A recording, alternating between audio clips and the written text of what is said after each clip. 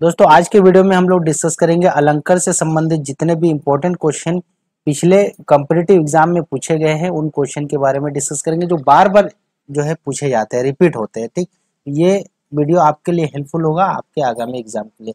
चलिए, पहला क्वेश्चन है, निम्नलिखित काव्य पंक्ति में से भ्रांतिमान अलंकार का उदाहरण है। इसमें से आपको ये बताना है कि भ्रांतिमान अलंकार का उदाहरण कौन सा है। पहला उदाहरण है, कहा कही प्रेम एक एक पाती, राम लखन सखी होई नहीं, होई कि नहीं। फिर दूसरा ऑप्शन है, नारी बिच सारी है कि सारी बिच नारी है, सारी है कि नारी है, और नारी ही सारी है, नारी है कि सारी है। तीसरा ऑप्शन है, यहाँ काया है या शेष उसी की छाया, क्षण भर उसकी कुछ नहीं समझ में आया। ये तीसरा ऑप्शन। चौथा ऑप्शन है, पाए महावर देन की को नैनी बैठी आई, फिरी फिरी जानी महावरी एडी मिड़ती जाई। ठीक, तो इसका सही आंसर क्या होगा? भ्रांतिमान अलंकार का उदाहरण पूछा जा रहा है, तो आप लोग भी बताइए कमेंट करके कि इसका सही आंसर होगा कौन सा। तो मैं बता देता हूँ, इसका सही आंसर द नंबर होगा, यानी कि डी नंबर इसका करेक्ट आंसर होगा। चलिए, नेक्स्ट क्वेश्चन है, बीती विभाभरी जगरी अंबर पनघट में डुबो रही, तारा घट उषा नगरी में। ये कौन सा अलंकार है ये बताना है। रूपक है, उपमा है, विभावना है या श्लेष अलंकार है। तो इसका सही आंसर क्या होगा? रूपक अलंकार। ये किसका उदाहरण है? रूपक अलंकार का उदाहरण है। चलिए, तीसरा क्वेश्चन है, निम्नलिखित में से शब्द अलंकार कौन सा है ये बताना है। शब्द अलंकार के प्रकार पूछा जा रहा है, तो अनुप्रास जो है ये शब्द अलंकार का प्रकार है। उसके बाद, अंबर पनघट में डुबो रही, तारा घट उषा नगरी में कौन सा अलंकार है ये बताना है। रूपक है, यमक है, श्लेष है, उपमा है।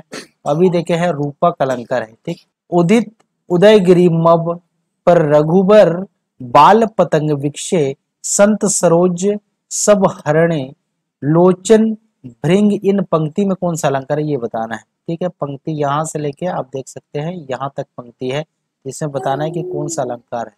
तो ऑप्शन है, उपमा अलंकार, रूपक अलंकार, अन्योक्ति अलंकार और अन्यव अलंकार है। तो इसका सही आंसर क्या होगा?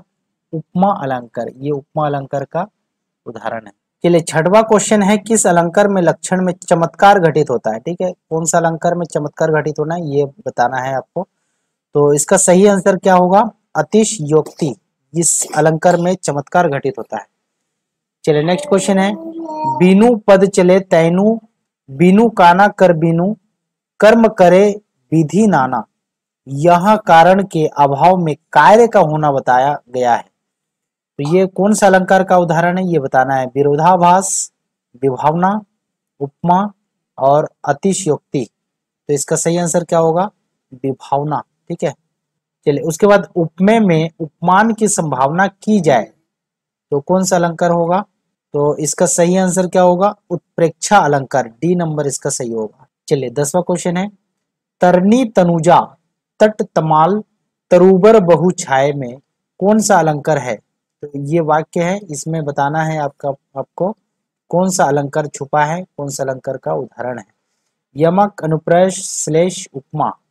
इसका सही आंसर क्या होगा? अनुप्रास। ठीक, अनुप्रास का ये उदाहरण है। नेक्स्ट है, कनक कनक ते सौगुनी मदकाता अधिकाय, या खाए बौराए नर या पाए बौराए। ठीक है, तो इसमें कौन सा अलंकार है ये बताना है। तो यमक, अनुप्रास, श्लेष और उपमा। तो इसका सही आंसर है यमक। ठीक, यमक अलंकार का ये उदाहरण है। ज्यो ज्यो बूढ़े श्याम, रंग त्यो त्यो उज्जवल होए, पंक्ति में अलंकार कौन सा है ये बताना है। तो विरोधाभास, यमक, उत्प्रेक्षा, उपमा। तो इसका सही आंसर होगा विरोधाभास। ठीक है, ये नंबर सही होगा। उपमेय में कल्पित उपमान की संभावना हो। ठीक है, उपमेय में कल्पित उपमान की संभावना हो तो इसको कौन सा अलंकार कहते हैं? उत्प्रेक्षा अलंकार कहते हैं। नेक्स्ट क्वेश्चन है, चरण कमल बंदो हरि राई, वाक्य में कौन सा अलंकार है ये बताना है। उपमा है, रूपक है, उत्प्रेक्षा है या श्लेष है। तो इसका सही आंसर क्या होगा? रूपक अलंकार। बी नंबर इसका सही होगा। नेक्स्ट है, अब जीवन की है कपि आश ना कोय, कनगुरिया की मुद्री कगना हाथ। इसमें कौन सा अलंकार है ये बताना है। तो ये क्वेश्चन मैं आपके लिए छोड़ देता हूँ, है ना। इसका सही आंसर क्या होगा आप नीचे कमेंट सेक्शन में बताइएगा। संदेह है, भ्रांतिमान है कि अतिशयोक्ति है या दृष्टांत है। इसका सही आंसर क्या होगा आप नीचे कमेंट सेक्शन में बताइए। वीडियो अच्छा लगे तो वीडियो को लाइक कर दीजिए। ऐसे वीडियो और देखने के लिए हमारे चैनल को सब्सक्राइब